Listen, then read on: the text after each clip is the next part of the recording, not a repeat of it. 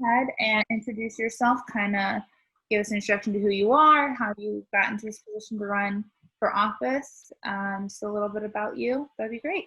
Thank you, Sarah. So, hello, everyone. I'm William, running for NC State Senate, District 43, although most folks call me Bill, so y'all are welcome to call me Bill. The way I got started, I picked up my phone, I heard William Young. I said, yes. He said, this is Roy Cooper.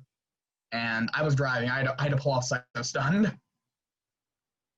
So he told me that I was kind of enthusiasm we needed in the party. We needed the young blood. We needed people to step up, really take charge the way I was doing, that he'd be honored to run on the same ticket as me. And at that point, I said, you can count on me, sir. I'm behind you 100%. After I hung up, I thought, oh my gosh, I have to do it now. And here I am, your candidate for State Senate in District 43. That's great. What was about the State Senate that made you fully want to commit to this? I want to add reasons to flood the polls with enthusiastic voters.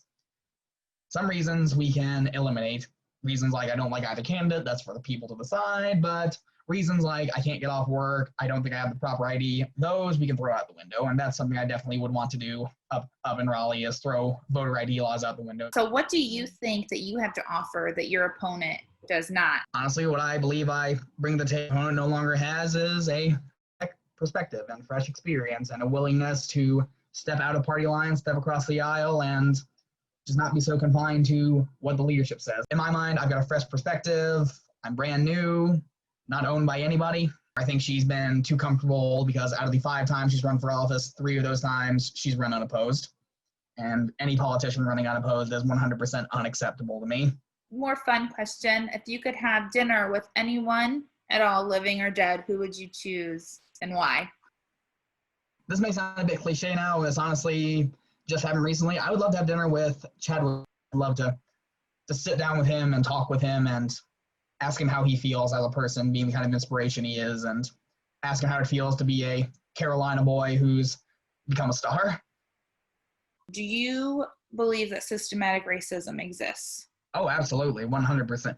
I never truly experienced it, never truly heard about it, so I was very ignorant to it for a while, but then Eric Garner happened. Eric Garner was the turning point for me because NYPD specifically had a rule against chokeholds, and I'm very much for following the rules and the law. I'm very strict when it comes to what's the law and what isn't.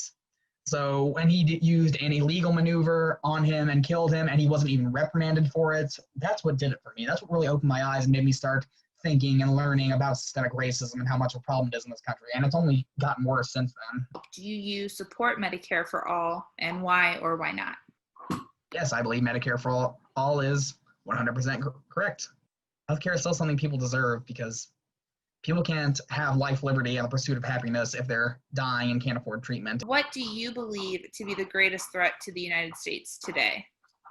Definitely climate change, definitely a lack of investment in green energy and a greener society. So much of the United States is being destroyed by lack of comprehensive environmental care and lack of investment in greener technology.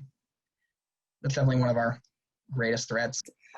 So my follow-up on that is, what do you think we could be doing as a state to, have a better effect on our environment? The state government should provide incentives for companies that invest in greener power and greener methods of doing things, and probably have higher tax rates or something like that for businesses that do not. Where do you stand on raising the minimum wage? Definitely, yes, 100% do it. Minimum wage jobs, unfortunately, sometimes are all that's out there. I mean, look right now during this pandemic, there are people who have lost their high-paying jobs, got laid off, or are on one of those leaves of absence because of the pandemic and have had to go to a minimum wage job just to keep the pay in the